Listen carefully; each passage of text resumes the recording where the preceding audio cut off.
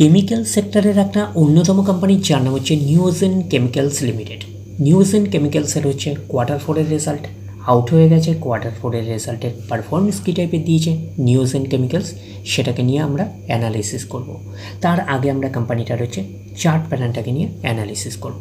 দেখব যে শেয়ার হোল্ডারদের কতটা রিটার্ন জেনারেট করেছে বা ওয়েলথ ক্রিয়েট করে দিয়েছে, সেটাকে নিয়ে আগে আমরা ফার্স্ট অ্যানালিসিস করব। আফটার দ্যাট হচ্ছে আমরা কোম্পানিটার হচ্ছে কোয়ার্টার 4-এর রেজাল্টের পারফরমেন্স কী টাইপের দিয়েছে সেটাকে নিয়ে অ্যানালিসিস করব। তো কোম্পানিটা এখন ট্রেড করছে 1541 টাকায় এখন ট্রেড করছে। আমরা যদি চলি এই কোম্পানিটার মার্কেট ক্যাপিটালাইজ হচ্ছে অ্যাপ্রক্স 4000 কোটি টাকার মার্কেট ক্যাপিটালাইজ। অর্থাৎ এই কোম্পানিটাকে আমরা স্মল ক্যাপ টাইপের কোম্পানি হিসাবে কিন্তু কনসিডার করতেই পারি।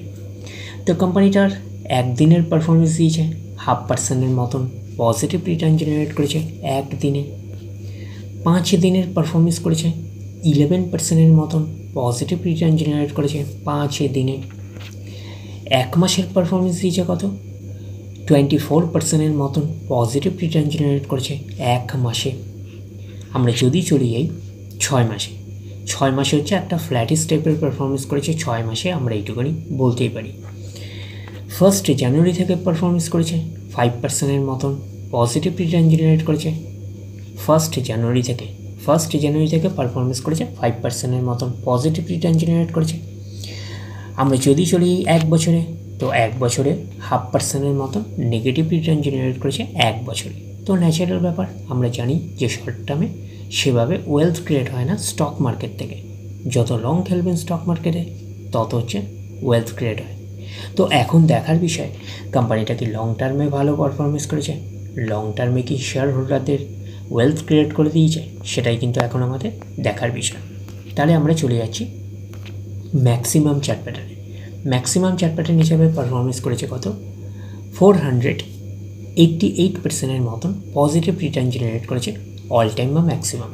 তো কোম্পানিটা লিস্টেড হয়েছে কবে? 2019-এ। তাহলে 2019 থেকে এখন অবধি রিটার্ন জেনারেট করেছে 488% মতন পজিটিভ রিটার্ন জেনারেট করেছে। তো 19-এর পরে হচ্ছে 20, 21, 22, 23 অ্যান্ড 24।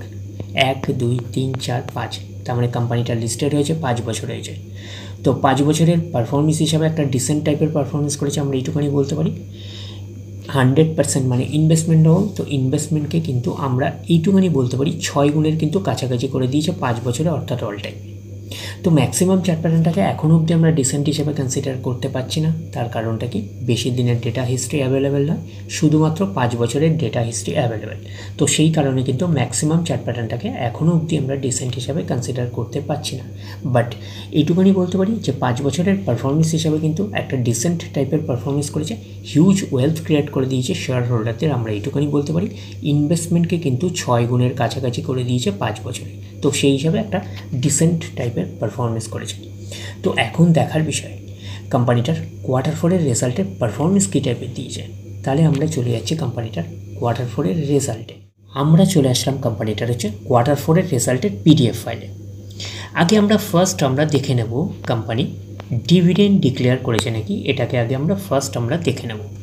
এখানে লেখা দেখতেই পাচ্ছেন, লেখা আছে রেকমেন্ডেড ফাইনাল ডিভিডেন্ড 2 টাকা করে কিন্তু ফাইনাল ডিভিডেন্ড রেকমেন্ড করেছে।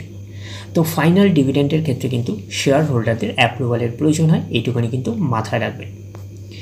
এইবারে আমরা চলে যাব কোম্পানিটার হচ্ছে কোয়ার্টার 4-এর রেজাল্টে। দেখব যে কোয়ার্টার 4-এর রেজাল্টে পারফরমেন্স কী টাইপের দিয়েছে। তো এরকম স্ক্রল ডাউন করে দেখবেন যে কত নাম্বার পেজে কোয়ার্টার 4-এর রেজাল্টটা দিয়েছে। তো আমরা পাচ্ছি 17 নাম্বার পেজে কিন্তু আমরা পাচ্ছি কোয়ার্টার 4-এর রেজাল্ট। আগে আমরা দেখে নেব যে সিকোয়েন্সগুলো ঠিকঠাকভাবে সাজানো রয়েছে নাকি, এটাকে আগে আমরা দেখে নেব। এটা হচ্ছে এই কোয়ার্টার, মিনস হচ্ছে কোয়ার্টার 4, এটা হচ্ছে প্রিভিয়াস কোয়ার্টার, আর এটা হচ্ছে 1 বছর আগে। তাহলে সিকোয়েন্সগুলো ঠিকঠাকভাবে সাজানো রয়েছে এইটুকুনি আমরা বলতে পারি। অ্যামাউন্টগুলো কিসে দিয়েছে? অ্যামাউন্টগুলো কিন্তু কার্ডার্সে দিয়েছে অ্যামাউন্টগুলো। এইবারে আমরা একটু অ্যাডজাস্ট করে নেব, তাহলে আপনাদের কাছে ব্যাপারটা আরও ভিজিবল হবে। তো এইবারে আমরা চলে যাচ্ছি কোম্পানিটার টোটাল ইনকামে। তাহলে আমরা চলে আসলাম টোটাল ইনকামে, পাচ্ছি কত? এই কোয়ার্টার মিনস হচ্ছে কোয়ার্টার 4-এ 201। প্রিভিয়াস কোয়ার্টারে ছিল 166 এবং 1 বছর আগে ছিল 205। তাহলে 1 বছর আগের 205টা এখন কত হয়ে গেছে, 201 হয়ে গেল। তাহলে আমরা বলবো ইয়ার অন ইয়ার বেসিস কিন্তু স্লাইটলি ডাউন পারফরমেন্স করেছে টোটাল ইনকামে।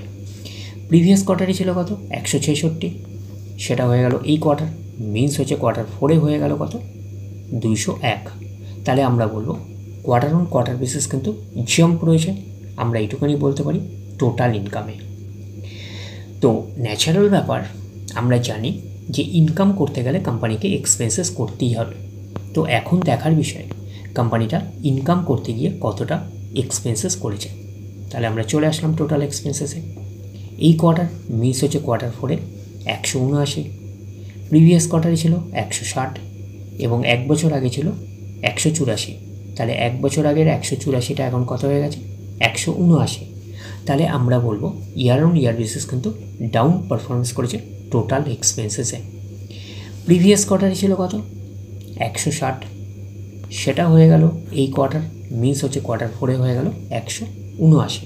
তাহলে আমরা বলবো কোয়ার্টার অন কোয়ার্টার বেসিস কিন্তু জাম্প রয়েছে, আমরা এইটুকুনি বলতে পারি টোটাল এক্সপেন্সেসে। এইবারে আমরা বের করবো কি, এইবারে আমরা বের করবো হচ্ছে অপারেটিং প্রফিট। কী করে বের করবো অপারেটিং প্রফিট, টোটাল ইনকাম থেকে টোটাল এক্সপেন্সেস আমরা বাদ দিলে যেটা পড়ে থাকবে সেটা হচ্ছে অপারেটিং প্রফিট। টোটাল ইনকাম পেয়ে গেছি, টোটাল এক্সপেন্সেস পেয়ে গেছি, টোটাল ইনকাম থেকে টোটাল এক্সপেন্সেস বাদ দিলে পড়ে থাকছে অপারেটিং প্রফিট। অর্থাৎ আপনারা বলতে পারেন প্রফিট বিফোর ট্যাক্স। তাহলে আমরা পাচ্ছি কি, এই কোয়ার্টার মিনস হচ্ছে কোয়ার্টার 4-এ কত আছে, 22। প্রিভিয়াস কোয়ার্টারে ছিল কত, 5 এবং 1 বছর আগে ছিল 20। তাহলে 1 বছর আগের 20টা এখন কত হয়ে গেছে, 22 হয়ে গেল। তাহলে আমরা বলবো ইয়ার অন ইয়ার বেসিস কিন্তু জাম্প রয়েছে, আমরা এইটুকুনি বলতে পারি অপারেটিং প্রফিটে। প্রিভিয়াস কোয়ার্টারে ছিল কত, 5, সেটা হয়ে গেল এই কোয়ার্টার মিস হচ্ছে কোয়ার্টার 4-এ হয়ে গেল কত, 22। তাহলে আমরা বলবো কোয়ার্টার অন কোয়ার্টার বেসিস কিন্তু ম্যাসিভ জাম্প রয়েছে অপারেটিং প্রফিটে। তো অপারেটিং প্রফিটটাই নিশ্চয়ই কোম্পানির মেন প্রফিট নয়। তারপরে কি করতে হবে, গভর্নমেন্টকে ট্যাক্স পে করতে হবে। গভর্নমেন্টকে ট্যাক্স পে করার পরে কোম্পানির কাছে যেটা পড়ে থাকবে সেটা কোম্পানির ফাইনাল প্রফিট বা নেট প্রফিট হিসাবে আমরা কনসিডার করতেই পারি। তাহলে আমরা পাচ্ছি কি, প্রফিট ফর দ্য পিরিয়ড, এটাকেই আমরা নেট প্রফিট বলতে পারি, এটাকেই আমরা ফাইনাল প্রফিট বলতে পারি।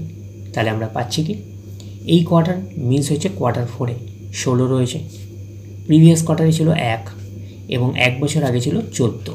তাহলে 1 বছর আগের 14টা এখন কত হয়ে গেল, 16। তাহলে আমরা বলবো ইয়ার অন ইয়ার বেসিস কিন্তু জাম্প রয়েছে নেট প্রফিটে। প্রিভিয়াস কোয়ার্টারে ছিল কত, 1, সেটা হয়ে গেল এই কোয়ার্টার মিনস হচ্ছে কোয়ার্টার 4-এ হয়ে গেল কত, 16।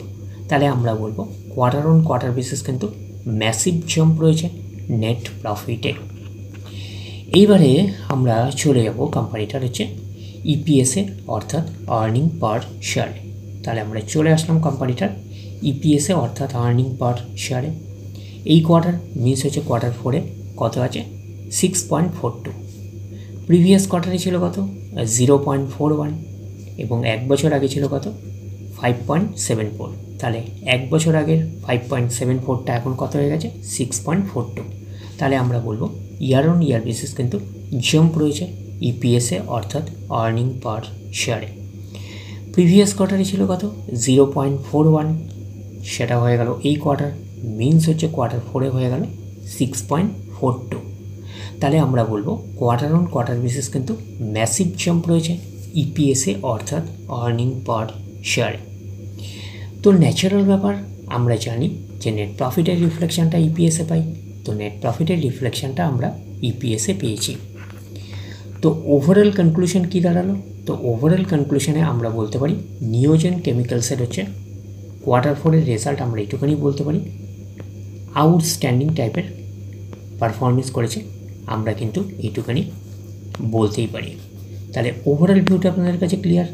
তাহলে এই অবধি, নেক্সট ভিডিওতে আবার আপনাদের সাথে আমার দেখা হচ্ছে। ধন্যবাদ।